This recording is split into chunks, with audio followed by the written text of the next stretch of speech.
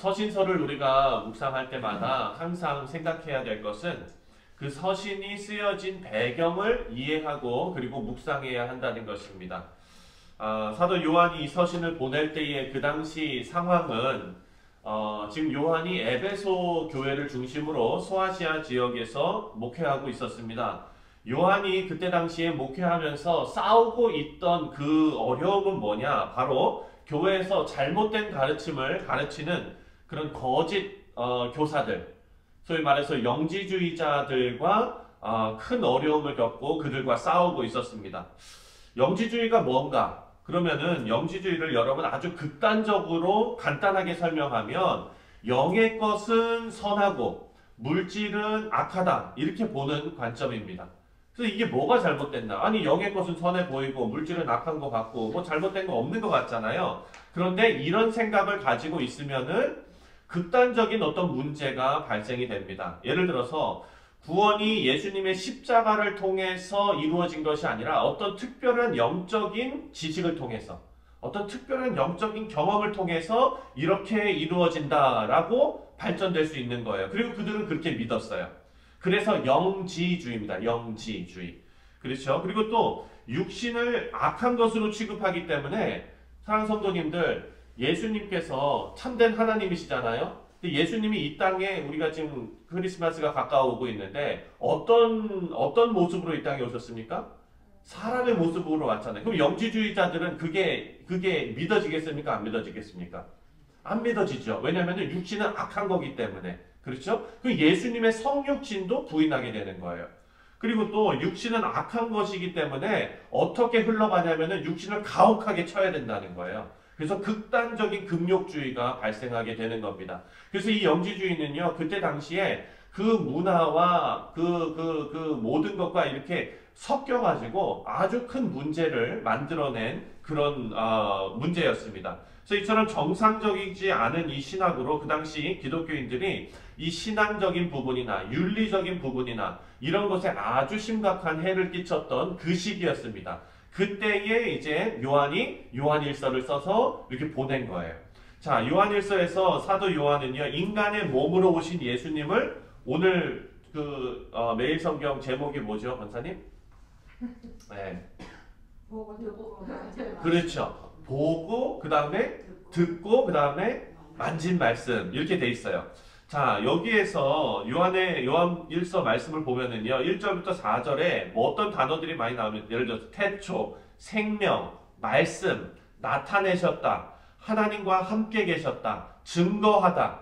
사랑하는 성도님들, 이거 어디서 많이 들어본 말씀이죠? 어디서 들어봤죠?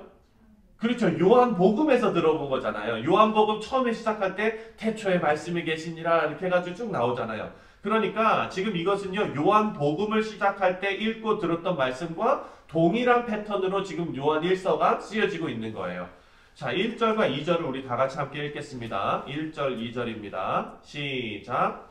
태초부터 있는 생명의 말씀에 관하여는 우리가 들은 바요, 눈으로 본 바요, 자세히 보고 우리의 손으로 만진 바라. 이 생명이 나타내신 바 된지라. 이 영원한 생명을 우리가 보았고 증언하여 너희에게 전하노니 이는 아버지와 함께 계시다가 우리에게 나타내신 바 된 이시니라. 아멘. 아멘. 예수님께서는 성부 하나님과 함께 계시다가 우리에게 나타내신 바 된 성육신하신 그리스도이십니다. 요한복음에서 강조했지만 인간의 신비한 지식이나 도덕적인 삶으로는 구원을 얻을 수가 없잖아요. 인류의 착각은 인간의 힘으로 영생을 얻을 수 있다라고 생각하는 것이 바로 인간의 착각이잖아요. 하지만 성경은 우리에게 분명히 말합니다. 생명의 말씀이 이 땅에 나타나야 생명을 얻을 수 있다라고 증거하는 거예요. 그렇다면 여러분, 여기에서 우리가 생각할 수 있죠.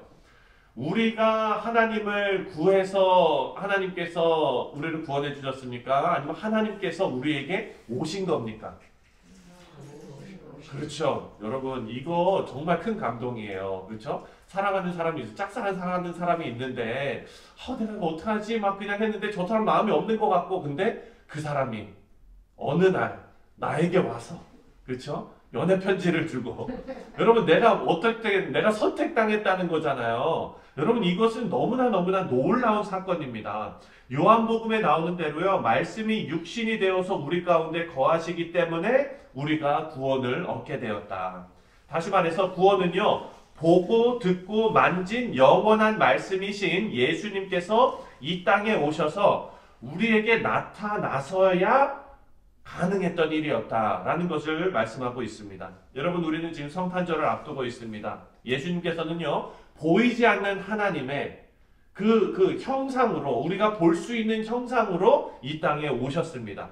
그리고 하나님께서 우리 눈에 보이고 우리 귀에 들리도록 우리에게 오셔서 우리가 도저히 해결할 수 없는 죄의 문제를 해결하신 것이 바로 예수님입니다. 그래서 성육신하신 예수님, 인간의 몸으로 우리에게 보이도록 오신 그 하나님의 그 예수님은 인류 역사에서 가장 위대한 기적인 거예요. 보이지 않는 하나님께서 보이는 분으로 이 땅에 오신 기적이 이 세상에 이루어진 것입니다. 그렇다면 여러분 이 기적이 우리에게 어떤 의미가 있을까요? 보이지 않는 하나님이 보이는 예수님으로 오셨다는 게 그 기적으로 믿어져야 되는데 그게 그냥 그러신가 보다 이렇게 넘어가게 되면 안 되거든요. 근데 그게 왜 기적일까? 그게 왜 또 위대한 기적일까? 생각해 보면 사랑하는 성도님들 우리가 모세 그러면은 아주 그냥 엄청난 사람이잖아요. 다니엘서도 우리가 공부했죠. 다니엘도 엄청난 사람 아닙니까? 다윗도 엄청난 사람이고 사무엘도 엄청난 사람이고 구약에 있는 모든 사람들이 다 엄청난 사람들인데 그분들은 여러분 예수 그리스도의 성육신을 경험했습니까? 못했습니까? 그 구약에 있는 사람들이잖아요. 근데 우리는 뭐예요? 신약에 있는 사람들이에요. 네. 2000년 전에 예수님께서 신약에 이 땅에 오셔가지고 십자가에 달려 돌아가신 역사적인 사실로 이 땅에 오신 그분이세요. 우리는 그 기적을 경험한 사람이에요. 그들은 그 기적을 미래에 바라본 사람들이고 그럼 여러분 누가 더 엄청난 사람입니까? 네, 그냥 뭐 이렇게 비교하지는 마시고 네. 그렇지만 여러분 그렇잖아요. 우리는 그 기적을 경험한 사람들이에요. 3절을 함께 읽겠습니다. 3절 시작 우리가 보고 들은 바를 너희에게도 전함은 너희로 우리와 사귐이 있게 하려 함이니 우리의 사귐은 아버지와 그의 아들 예수 그리스도와 더불어 누림이라. 아멘. 인류 최대의 기적을 누린 우리에게 주어진 또 다른 기적은 뭐냐면 바로 3절에 나오는 대로 우리는 하나님과 사귐이 시작된 사람들이라는 거예요. 여러분 구약에서는 하나님은 하나님 되시고 너희는 내 백성이 되리라 이거였잖아요. 근데 신약에 와서는 그 관계가 어떻게 됩니까? 하나님은 우리의 아버지가 되시고 우리는 아버지의 자녀들이 된 거잖아요. 그렇죠? 예수님을 통해서 이제 우리는요 하나님과 사귐이 있게 되었다라는 겁니다. 구약의 희생 제사는요 하나님을 통한 사귐 그것을 의미하고 상징하는 것이지만 그것은 불완전했어요. 그래서 여러분 대속죄일 기억하시죠? 대속죄일 1년에 한 번씩 뭐 하는 겁니까? 다 정결하게 튀운 거예요. 여기 제가 오늘 들어와 봐가지고 깜짝 놀랐는데 여기 깨끗해진 것 같아요. 네, 이렇게 한번 싹 청소하는 거 그렇죠? 한번 싹 청소하는 거를 대속죄일날 하는 거예요. 그래서 모든 것을 하나님께서 말씀하시는 대로 아주 정결하게 다 씻는 거. 여러분 그거 왜 그렇게 합니까? 그 구약의 제사가 불완전했기 때문이에요. 그런데 그것을 완전하게 이루신 예수님께서 십자가에서 모든 것을 다 이루어 놓으셨기 때문에 이제는 우리가 하나님과 완전한 사귐이 이루어질 수 있도록 하나님께서 통로를 만드셨다라는 것이죠. 그것이 바로 예수 그리스도의 십자가와 부활의 사건임을 우리 모두가 알고 있는 것입니다. 우리는 그 사건을 지식으로 알고 감사하는 것으로 끝나는 것이 아니라 이제 그 사건이 우리에게 주는 진정한 유익인 사귐과 하나님과의 사귐을 시작하고 그것을 누려야 된다는 것이죠. 여러분 아름다운 케이크를 사왔는데 케이크 너무 예뻐서 눈으로만 보고 있으면 어떡합니까? 안 돼요. 그렇죠? 먹어야지. 케이크는 먹어야지 맛있는 거죠. 여러분 충만한 기쁨을 우리에게 주셨는데 그것을 우리에게 주셨구나 라고만 생각하고 있으면 어떡합니까? 안 돼요. 이것을 우리가 누려야 합니다. 그래서 4절 말씀을 다 같이 읽겠습니다. 4절 시작 우리가 이것을 쓰면 우리의 기쁨이 충만하게 하려 함이라. 아멘. 사랑 성도님들, 여러분이 구원받은 그 사실이, 그리고 하나님과 교제할 수 있다는 그 사실이 여러분에는 충만한 기쁨으로 다가오시기를 주님의 이름으로 축원드립니다.